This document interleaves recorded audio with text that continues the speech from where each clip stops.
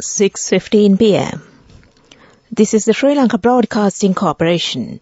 The news edited by Dilini Gunadana, assisted by Sanjay Paladenia, and read by Geethanjali Ramanayaka. The headlines. China Sinopec signs contract agreements to enter fuel retail market in Sri Lanka. Expeditious action is taken to revise the cooperative charter of the Western Province. Minister Bandula Gunadana says that action is being taken to create a developed media culture in the island. Regional passport offices will be open to ease congestion at the Colombo office. Distribution of kerosene donated by China among the fishermen will commence tomorrow. Foreign news: India hosts G20 tourism meet in Kashmir amid tight security. Sports: the ICC ODI Cricket World Cup 2023 is to take place in October. News in detail. In a significant move to address Sri Lanka's fuel supply challenges, a contract agreement was signed with Sinopec, a leading international petroleum company. The agreement, signed today, marks a crucial step in ensuring a steady and uninterrupted fuel supply for the nation. The signing ceremony took place at the Presidential Secretariat with representatives from both Sri Lanka and Sinopec in attendance. The Secretary to the Minister of Power and Energy, MPD UK Mapa Patirana, and Chen Shenming, Managing Director of the Fuel Production and Marketing Department of Sinopec Company, signed the agreement in the presence of the President. In response to the ongoing foreign exchange crisis, the Minister of Power and Energy has taken this decisive action to ensure an uninterrupted fuel supply to the consumers. Prime Minister Dinesh Gunadana has instructed the Governor and the relevant authorities to take expeditious action to revise the cooperative charter of the Western Province. Since the prevailing charter is not empowered enough, the need of revising it has arisen. The Prime Minister expressed these views taking part at a discussion held at the Temple Trees today. The discussion focused on the issues faced by the cooperative shops in the Colombo, Gampaha and Karuthara districts. He further emphasized the need of taking strict action against irregularities taking place to prevent destruction of valuable public property. Minister Dr. Bandula Gunadana says that action is being taken to create a developed media culture in the island. With this aim, the Advisory Committee of the Ministry of Mass Media will be convened on next Friday. The minister made this statement gracing the 7th meeting of the Asian Media and Cultural Association held in Colombo as the chief guest. He also said that Sri Lankan journalists will be given the opportunity to engage in higher studies soon. A new program in this regard will be launched with the Sri Lanka Foundation Institute. The draft to establish a national commission for films has already been prepared. A school for cinematography will be established in collaboration with India. A group of senior journalists were recognized in this event for their excellent service to the media field, including Mrs. Priyanthini Gamage Yahampath from the Sri Lanka Broadcasting Corporation. This news comes to you from the Sri Lanka Broadcasting Corporation. Public Security Minister Tiran Alas announced today that facilities will be provided to establish 50 new regional offices across the country to ease the process of issuing passports. The minister said that measures have been taken to address the issue in providing passports. Information was received that money was obtained for appointments.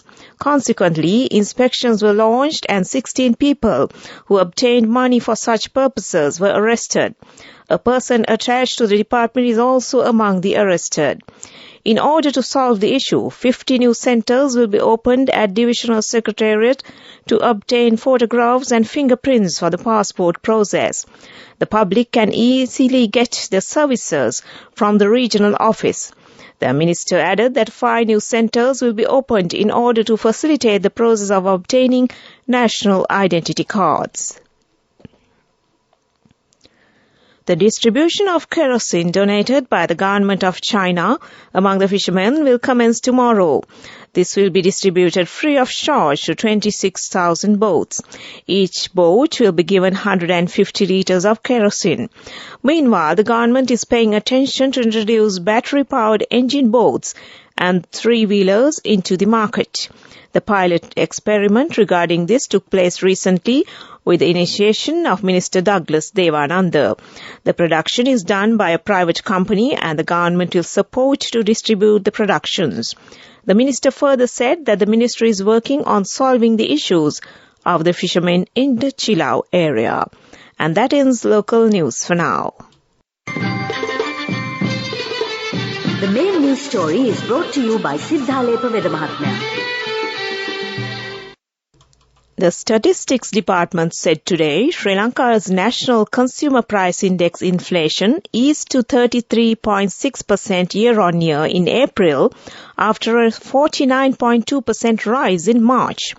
The NCPI captures broader retail price inflation and is released with a lag of 21 days every month.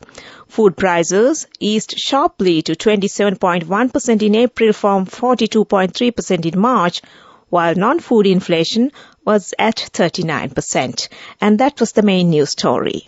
The main news story was brought to you by Siddhalepa Vedamahatmya. Moving on to Watchlight. The conducting and organizing of all tuition classes aimed at students scheduled to sit for the upcoming 2022 GCE ordinary level examination has been prohibited from midnight today.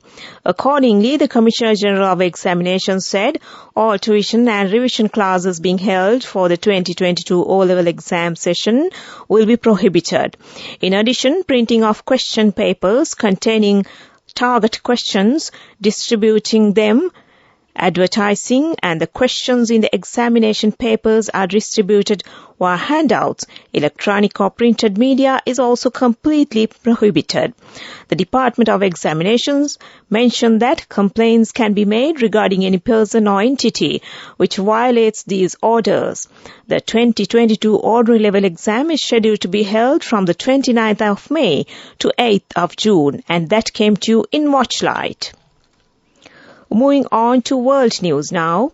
In the headlines, India hosts G20 tourism meet in Kashmir amid tight security. Wagner chief vows to hand Bakhmut to Russian army by June. And SpaceX sends the first Arab woman to International Space Station. India is holding a key G20 tourism meeting in Kashmir amid heightened security and opposition from China. The working group meeting is being held in Srinagar, the summer capital of the federally administered territory, from today to Wednesday. This is the biggest international event organized in the region since India scrapped its special status in 2019. Over 60 delegates from G20 member countries are expected to attend the event. The head of Russia's Wagner mercenary group has vowed to transfer control of the Ukrainian city of Bakhmut to the Russian army by the 1st of June.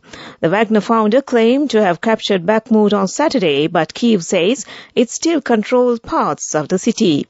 Ukraine says its troops are still advancing on the outskirts of Bakhmut. But the head of the Wagner group said his troops will start handing over the city to the Russian army on Thursday. A private rocket carrying the first Arab woman astronaut has blasted off on a mission to the International Space Station. Rayana Baranvi, a breast cancer researcher from Saudi Arabia, was joined on Sunday's mission by fellow Saudi Ali Al-Qarani, a fighter pilot. The pair are the first Saudi astronauts to voyage into space in decades. They took off on board a SpaceX Falcon 9 rocket from the Kennedy Space Center at Cape Canaveral in the southern United States. Back to the headlines of the world news. India hosts G20 tourism meet in Kashmir amid tight security. Wagner chief vows to hand Bakhmut to Russian army by June. And SpaceX sends the first Arab woman to International Space Station. That ends world news. Development news. The Minister of Agriculture Mahinda Amaravira says that vouchers to the value of 20,000 rupees per hectare will be provided to paddy farmers from today for the cultivation of the Yala season. Accordingly, the government has decided to provide the necessary financial allocations in the form of subsidy vouchers to 650,000 farmers for the purchase of chemical or organic fertilizers in order to reduce the production costs of the farmers who cultivate paddy in the upcoming Yala season. Minister Amaravira emphasized that financial allocations will be provided upon the approval of President Ranil Wickremesinghe. And that came to in development news. Now moving on to sports. The 13th edition of the ICC ODI Cricket World Cup 2023 will take place between October 2023 and November 26, 2023. It would be India's first time hosting the entire ICC World Cup. The qualifier round will take place from 9th of June to the 9th of July. 10 countries, including Sri Lanka, will take part in it, out of which 2 will be qualified to participate in the ICC World Championship. And that was sports news. Go ekak thiyana youth eකට life එකේ change එකට නියමෙට set වෙන්න ඇස් වහගෙන දැකපු ගීන හැබැ කරන්න youth එකට නියමෙට set වෙන්න friendship එක මෙන්න. The all new NSB Ithru account, NSB IM, a plan for your dream. Business News, sponsored by National Savings Bank, the safest place for your money. Tokyo Cement Group won the gold medal for exceptional environmental conscious business practices in the chemical industries category at the Presidential Environmental Awards 2021-2022 organized by the Central Environmental Authority. The award recognizes the multiple sustainable industry practices adopted by the Tokyo Cement Group as Sri Lanka's largest manufacturer of cement, concrete, cement-based innovative products. And that was Business News. Business News, sponsored by National Savings Bank, the safest place for your money. Go ekak thiyana youth එකට life එකේ change එකට නියමෙට set වෙන්න ඇස් වහගෙන දැකපු ගීන හැබැ කරන්න youth එකට නියමෙට set වෙන්න friendship එක මෙන්න. The all new NSB Ithru account, NSB IM, a plan for your dream. Economic news, courtesy of for the 5th consecutive year. LOLC is awarded People's Financial Services Brand of the Year at the 2022 Slim Kantar People's Awards. As the People's Financial Services Brand of the Year, LOLC continues to place the customer first. And this has won the hearts, minds and trust of Sri Lankans, with yet another prestigious award as proof of this lasting commitment. LOLC. Imagine the possibilities. On to economic news. The Pathfinder Foundation, in participation with the New Zealand High Commissioner in Colombo, organised a high-level agriculture reform panel discussion titled Prospects for Sri Lanka's Dairy Industry, International Case Studies at Courtyard by Marriott in Colombo. Chairman Pathfinder Foundation, Bernard Gunathilaka, mentioned that this forum takes place at a crucial juncture where decisions are being taken to implement several policy reforms in Sri Lanka, including in the agricultural sector. And that was economic news. LOLC Finance is taking the power of innovation to the next level, winning 5 golds at the Technovation Awards 2022, leading the digital revolution with cutting-edge interbanking digital payments. LOLC Finance claims the overall gold award, whilst also claiming an extraordinary victory in digital banking. Weather report. The Met Department says showers or thundershowers will occur at several places in the eastern and Uva provinces and in the Polonnaruwa district during the evening or night. A few showers will occur in the western coastal areas and in the Galle and Matra district during the morning too. And that was the weather report. And prior to concluding this news broadcast, the headlines once again. China's Sinopec signs contract agreement to enter fuel retail market in Sri Lanka. Expeditious action is taken to revise the cooperative charter of the Western Province. Minister Bandula Gunawardena says that action is being taken to create a developed media culture in the island. Regional passport offices will be opened to ease congestion at the Colombo office. Distribution of kerosene donated by China among fishermen will commence tomorrow. Foreign news, India hosts in Kashmir amid tight security. Sports, the ICC ODI Cricket World Cup 2023 is to take place in October. And with that, we end this news broadcast from the Sri Lanka Broadcasting Corporation.